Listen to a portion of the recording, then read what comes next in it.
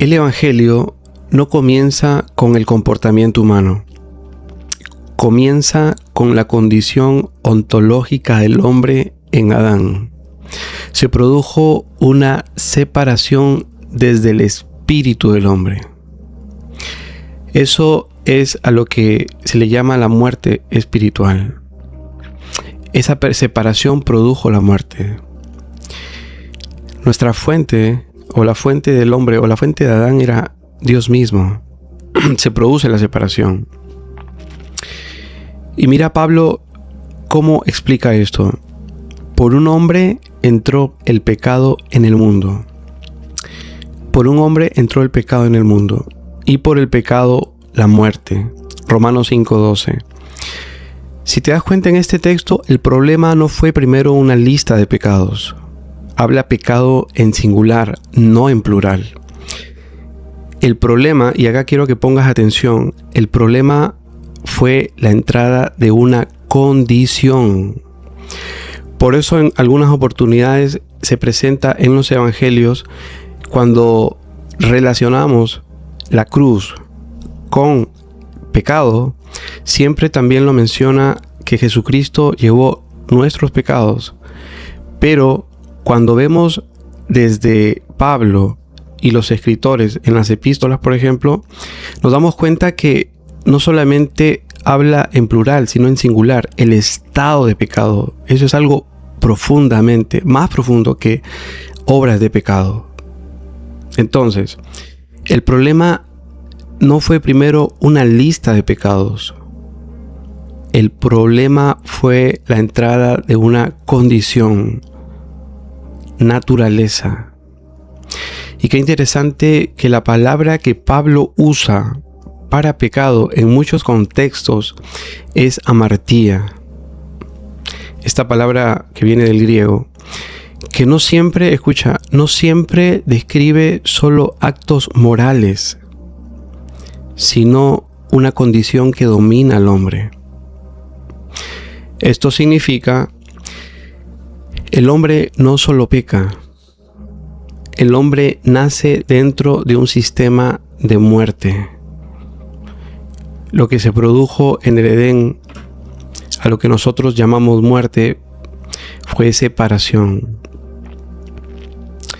Hacíamos una pregunta hace unos días para poder hacer un pequeño ejercicio de esta verdad y decíamos, ¿el hombre peca porque es pecador o es pecador porque peca? Si uno contesta satisfactoriamente esta pregunta, tú estás entendiendo y apuntando a lo que es correcto. Es una condición el problema. Fue en la caída que esta condición inicia, entra y trae la caída no solamente de Adán, sino de la raza humana. Por eso quiero que escuches, por eso la salvación no podía ser solo moral, tenía que ser ontológica, tenía que tratarse desde la raíz, desde lo más profundo del ser del hombre, que es su espíritu, ¿sí? Pero vamos a ver la solución divina, ¿no? ¿Y cuál es la solución divina? El don de la justicia. El don de la justicia. Tú me preguntarás, ¿cuál es el don de la justicia? Y creo que a veces esa pregunta resuena seguido porque lamentablemente esto no se trata, no se escucha en nuestras iglesias, no se profundiza en esto. Cuando el apóstol Pablo dice que en el Evangelio se revela esto. Sí, escucha esto. Si la palabra revelación, está asociada al Evangelio, merece nuestra atención. Y creo yo, le podríamos hacer esa pregunta a Pablo, ¿no? Pablo, ¿qué se revela en el Evangelio? Y de acuerdo a Romanos capítulo 1, versículo 17, Pablo diría, ¿qué cosa? La justicia de Dios. La justicia de Dios. Disculpa, Pablo, no he entendido bien, Pablo. Yo sé que Dios es justo. Pablo, ¿esa justicia de Dios es para matar, para condenar? Y Pablo te respondería, nada de eso. La justicia de Dios está a tu favor y es para justificar, para acreditar, para imputar, por la fe. Por la fe. Pablo, ¿fe en qué? En la obra completa y definitiva y perfecta que realizó el Hijo de Dios en la cruz, en su muerte y resurrección.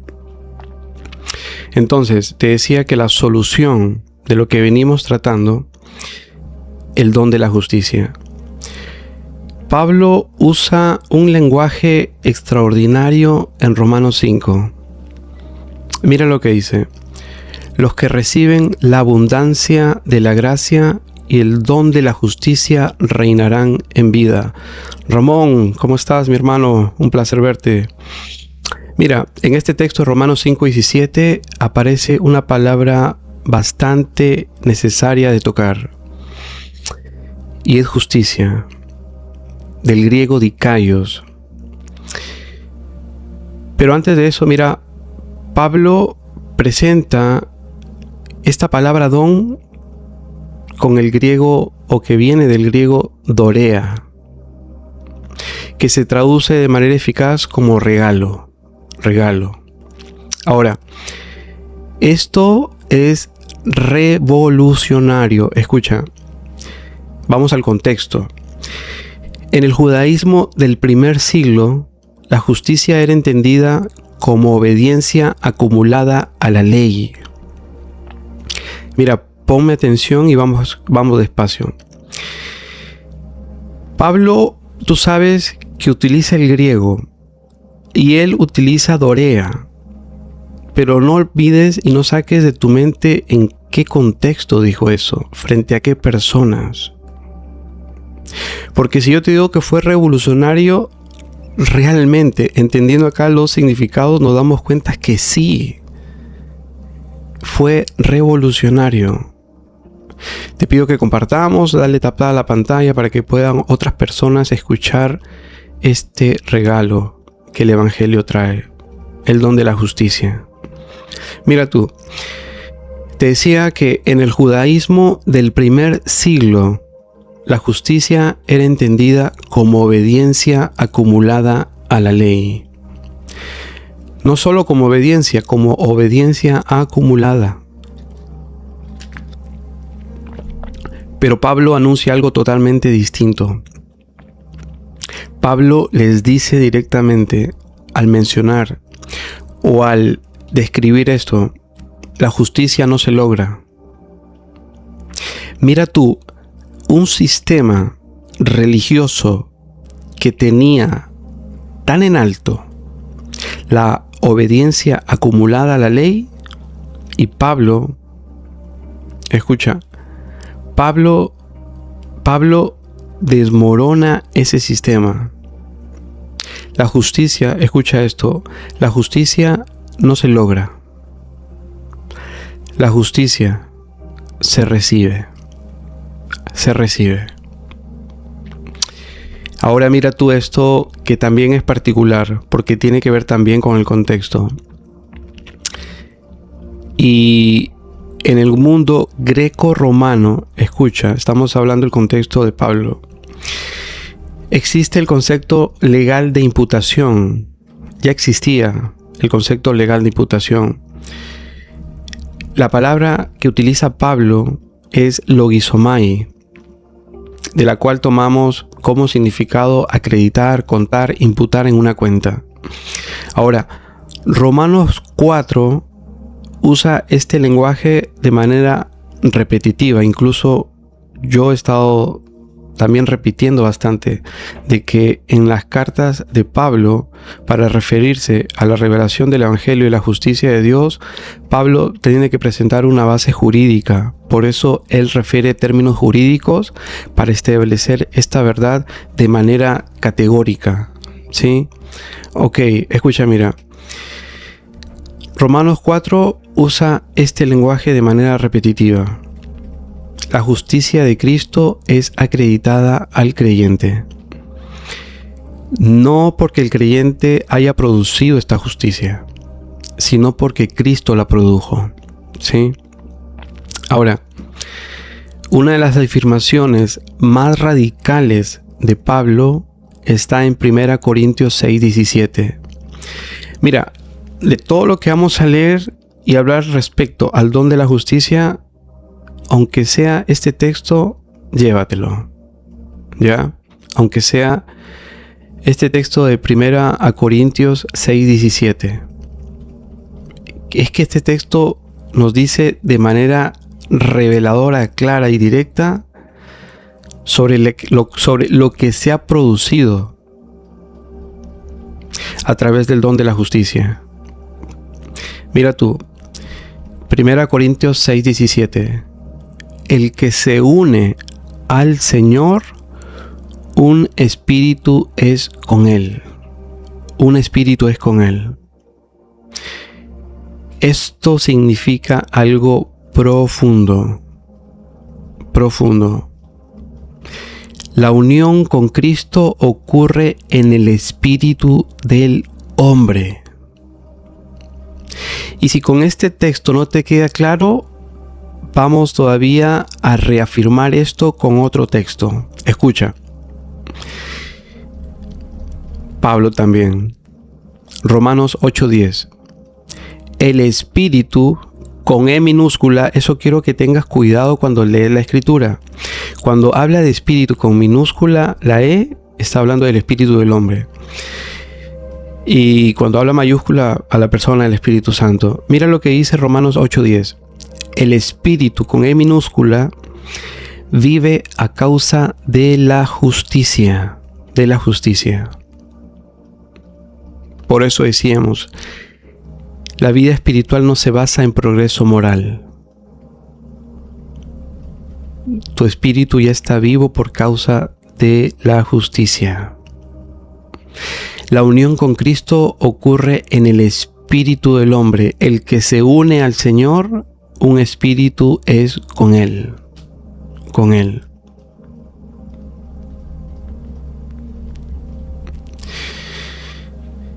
Y esto, o lo que venimos hablando, se basa en la justicia imputada de Cristo. En la justicia imputada de Cristo. Mira, en el momento de la fe ocurre una realidad espiritual completa. El espíritu es regenerado. La justicia es imputada. El creyente es aceptado delante de Dios y declarado justo. Pero ahora viene lo medular de este mensaje de hoy día.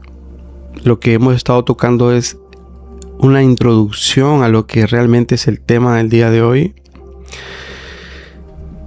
Y es algo de lo que todavía muchos estamos asimilando, conociendo, pidiéndole a Dios iluminación con respecto a esto. Para que precisamente en el alma, donde está la mente, se produzca esa renovación y, como dice el que escribe, vayamos creciendo a la altura del varón perfecto. Escucha, después de todo lo que te vengo diciendo que pasó en tu espíritu al momento de creer en Cristo, que fue declarado justo, se le dio vida, tu espíritu se une al Señor, tu espíritu vive a causa de esta justicia. Pero, escucha, el alma necesita ser renovada. Te pido que compartas, por favor. Dale like, dale tap a la pantalla para que podamos llegar a más personas. Ahorita estamos como a la mitad del mensaje. Y esto que viene realmente yo sé que va a servirnos mucho para que conozcamos lo que está pasando en nosotros, que quizás todavía no ha habido luz, iluminación de esta verdad, porque a veces esto pues simplemente se pasa de largo, no se trata de esto. Perdemos el marco de lo que la Escritura claramente establece como un eje doctrinal en todo esto. Tenemos que conocer estas verdades. Tenemos que conocerlas. Así que te pido que compartamos y vamos a continuar entonces. Gracias si te vas conectando por primera vez.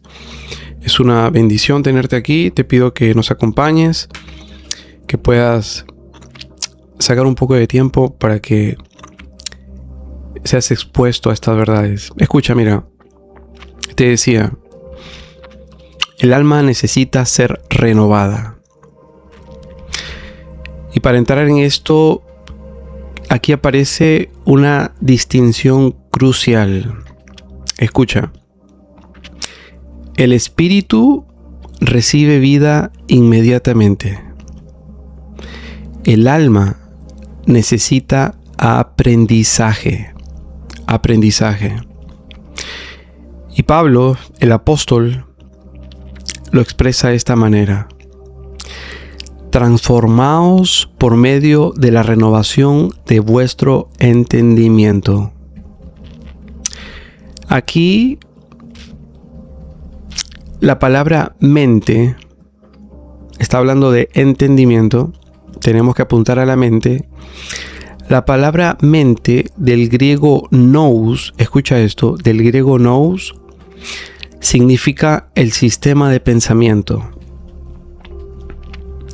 La mente del hombre fue formada, y a esto tienes tú que a esto darle, rebobinarlo para que lo vuelvas a escuchar y lo podamos tener claro. Mira, te decía que Romanos 12:2 dice el que escribe, Pablo: transformados por medio de la renovación de vuestro entendimiento. Apunta a la mente. La palabra mente del griego nous significa el sistema de pensamiento. ¿Qué quiere decir esto? Mira cómo Pablo pone primero una base con respecto a la mente. Y él diría: la mente del hombre fue formada en cultura caída, en experiencias traumáticas, en patrones de pecado, en estructuras religiosas. Por eso, escucha, por eso la salvación del alma es progresiva.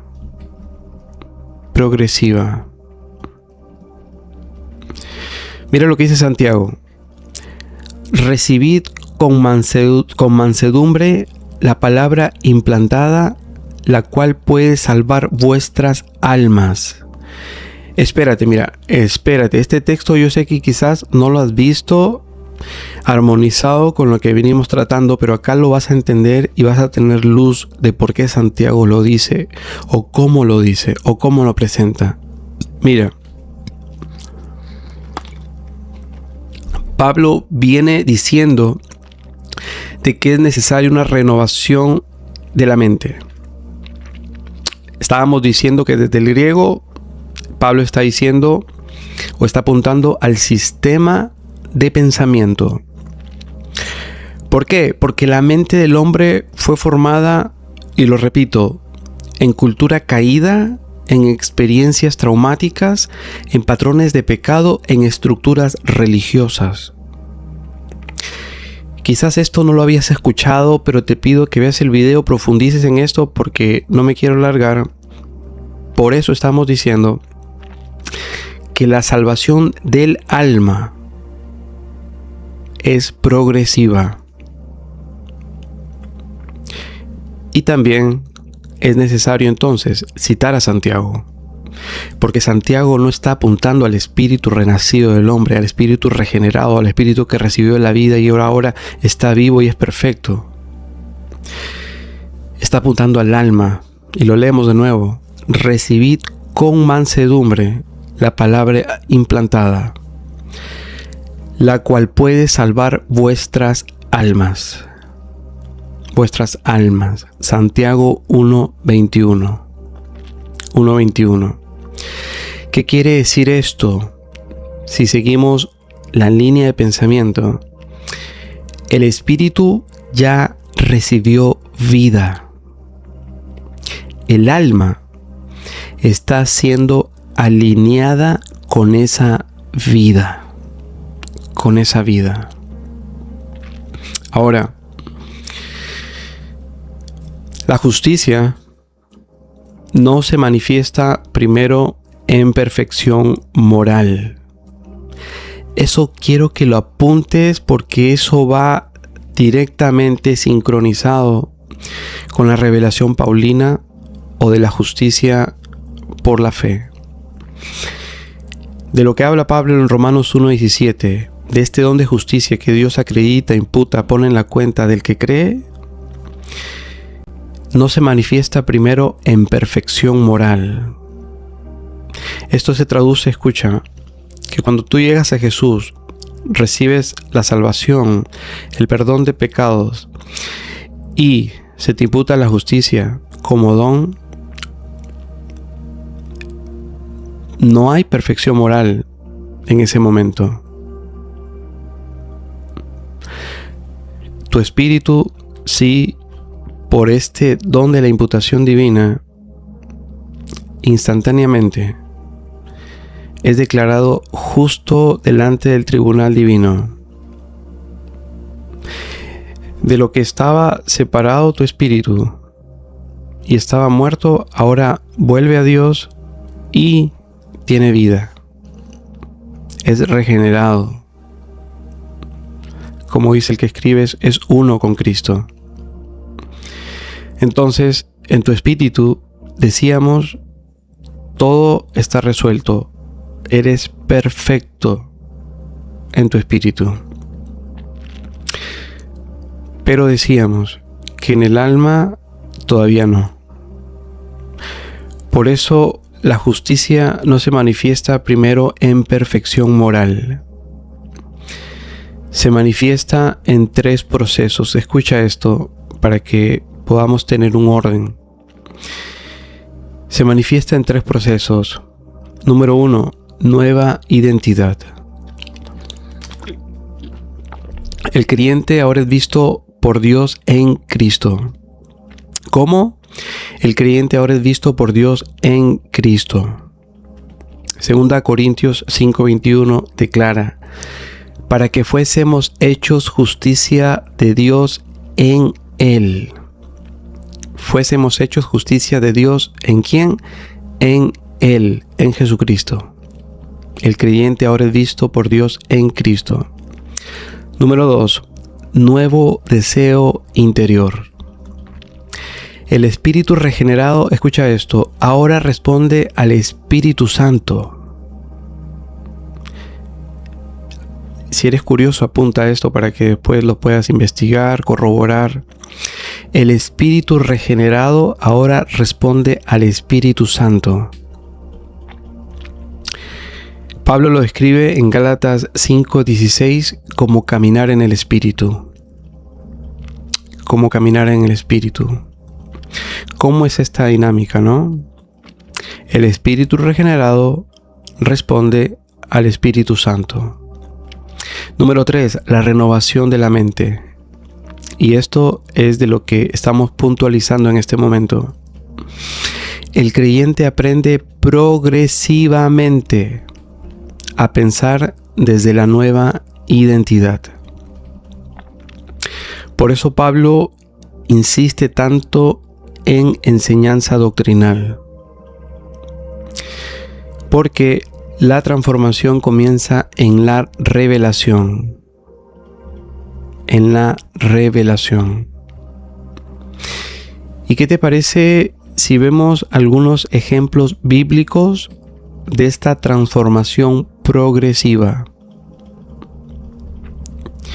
Para que no sintamos esa frustración, no tengamos a veces eso que nos hace detener a veces o pausarnos en el camino de la fe, porque visiblemente todavía no manifestamos lo que quizás deberíamos estar haciéndolo. Simplemente, como te decía y lo repito, la transformación es progresiva, ¿sí? Y vamos a ver algunos hombres de Dios que claramente presentan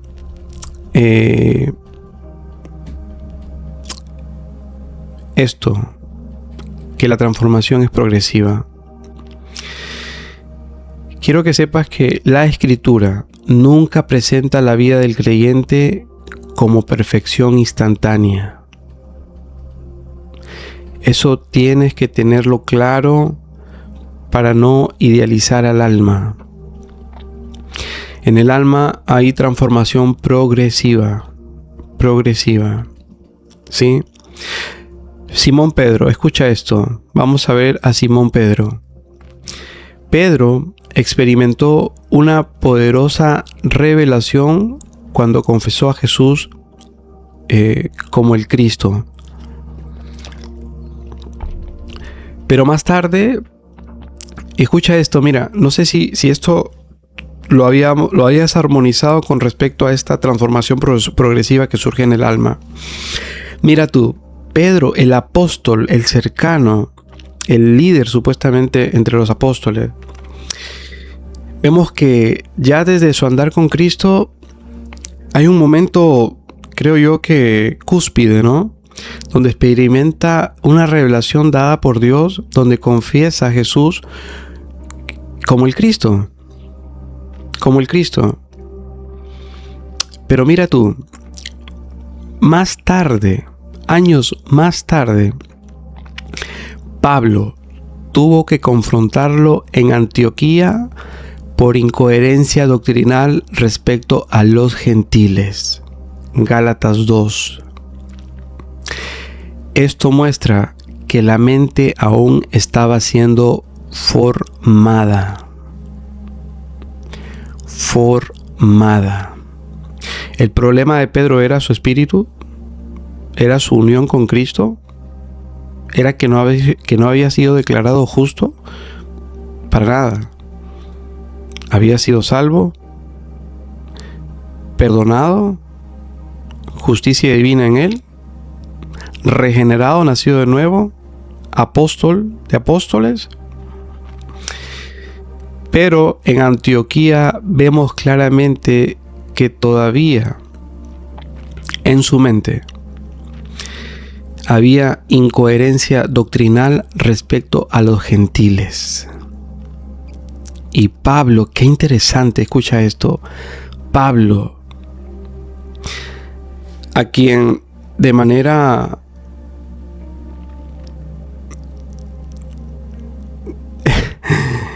soberana Dios elige para comunicar estas verdades y esta revelación del Evangelio, tuvo que confrontarlo en Antioquía. Esto muestra que la mente aún estaba siendo formada. Vamos a otro ejemplo. Abraham. Mira lo que dice la Escritura. Abraham creyó a Dios y le fue contada por justicia. Génesis 15:6. Pero incluso Sara, después, mira, Génesis 15:6, perdón.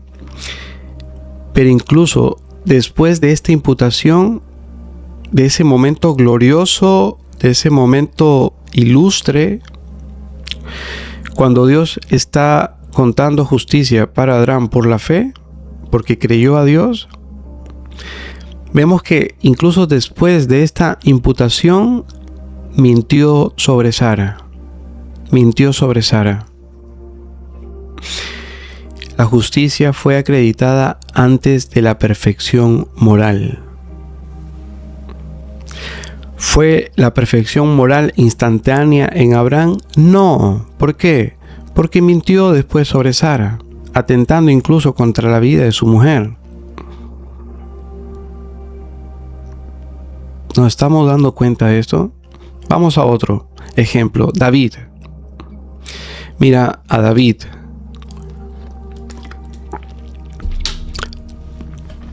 David cayó gravemente con Betsabé. Esa historia la conocemos todos. David cae gravemente con Betsabé. Sin embargo, Pablo también, otra vez Pablo, lo usa a David como ejemplo de justificación por gracia en Romanos 4. Mira tú. Pablo, a pesar de David haber caído gravemente con Betsabé, Pablo lo usa como ejemplo de justificación por gracia en el Antiguo Testamento y lo coloca en Romanos 4. Esto demuestra, escucha, que la aceptación divina no dependía de su conducta perfecta. Vamos a otro, ¿qué te parece? Sansón. Creo que este es el caso más explosivo. Pero quiero que escuches esto para que sepas a qué punto llega la justificación por gracia. Mira, Sansón vivió una vida llena de fallas personales. No hace falta entrar en detalle. Pero Hebreos 11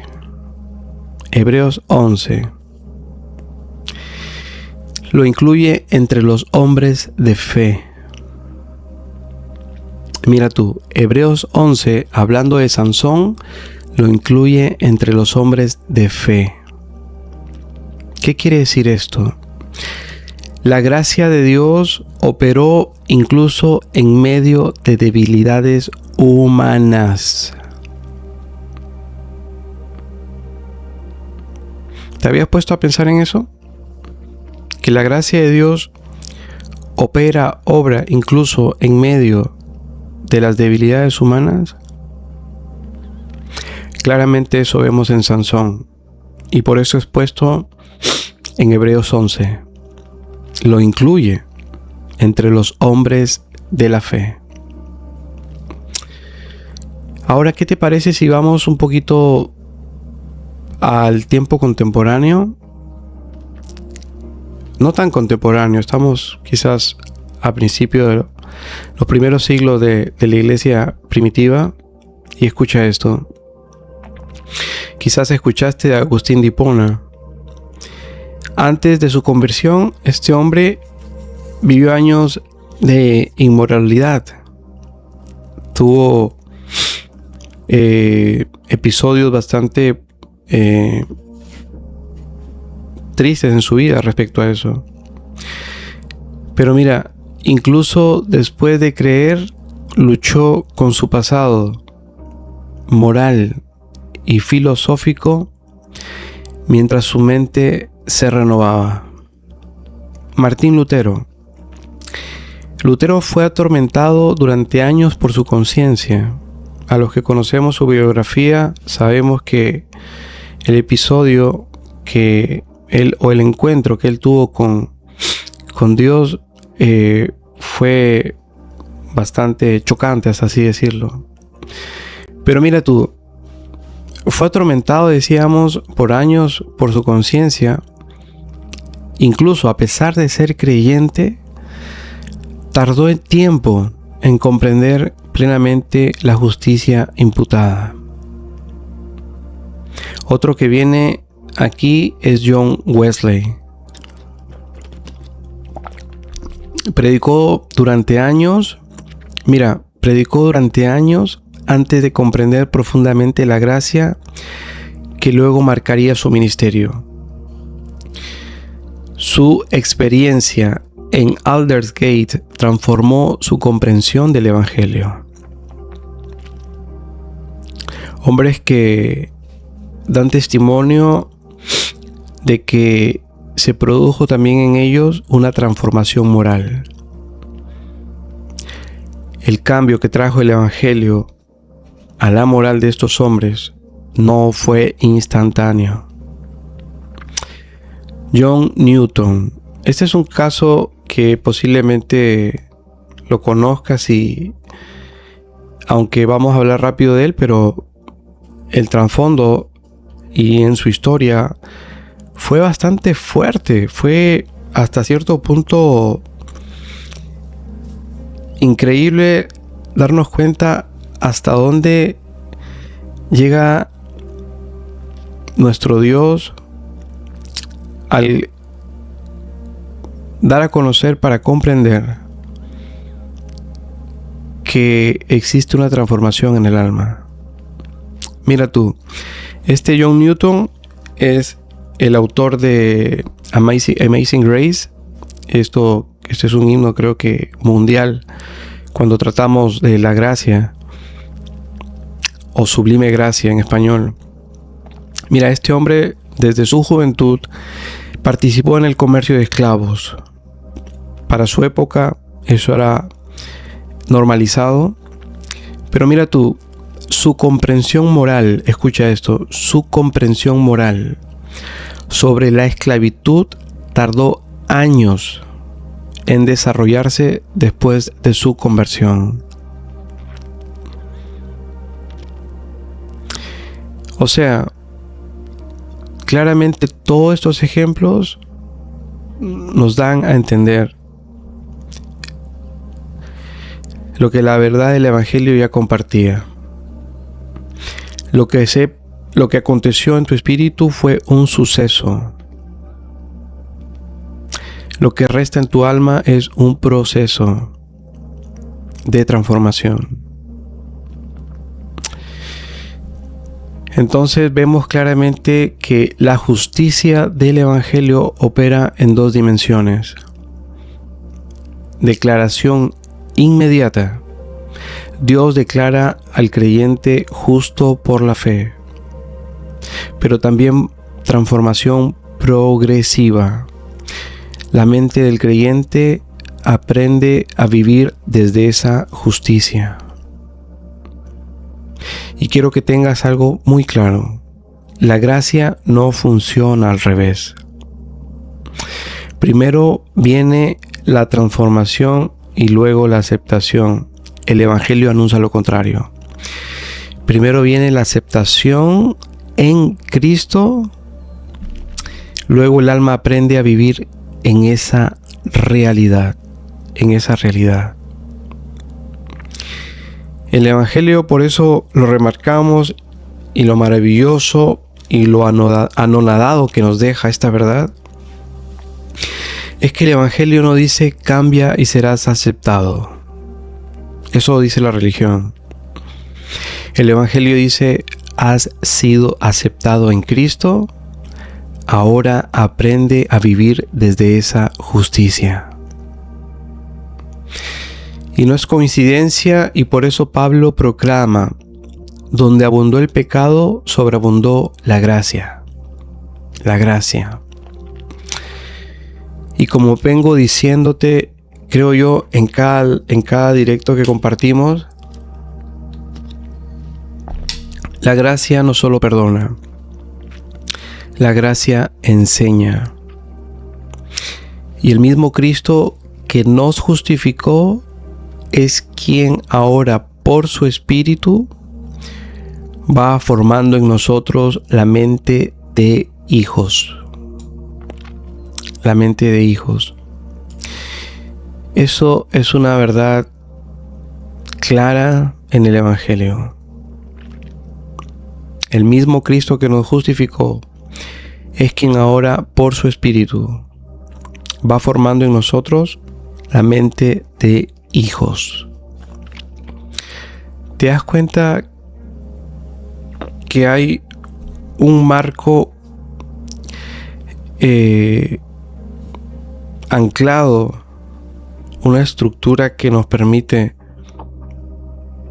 poder llegar a conocer lo que hemos recibido? Y quiero decirte, como todas las noches, más que recibir algo, es que entendamos y creamos que hemos recibido a alguien, a una persona, al Verbo eterno de Dios, a Jesucristo, el Hijo de Dios. El mismo que en la cruz, en sus últimos momentos de vida, dijo unas palabras que quizás todavía no les hemos dado el alcance debido al decir: consumado es. Déjame decirte que todo en la cruz fue resuelto por el Hijo. Por eso Dios claramente presenta a Jesucristo como la ofrenda perfecta y el representante perfecto, el segundo Adán. Si el pecado en Adán gritó fuerte, la gracia en Jesucristo gritó más fuerte. Ahora tú y yo tenemos a nuestro favor la justicia de Dios en nosotros, por Jesucristo. Dios no solamente te perdonó el pecado, te imputó justicia, pero en el alma es donde comienza la transformación. Y eso no es un suceso como lo que pasó en tu espíritu, es un proceso donde tú más te expongas a esta verdad gloriosa del Evangelio, a la obra maravillosa que el Hijo de Dios hizo por ti, por mí. Déjame decirte que todos esos cambios que anhelamos ver en nuestra alma, progresivamente y efectivamente se van a ir dando. Dice la Escritura que somos transformados mirándolo, viéndolo. Así que eso es algo que tenemos que conocer y atesorar.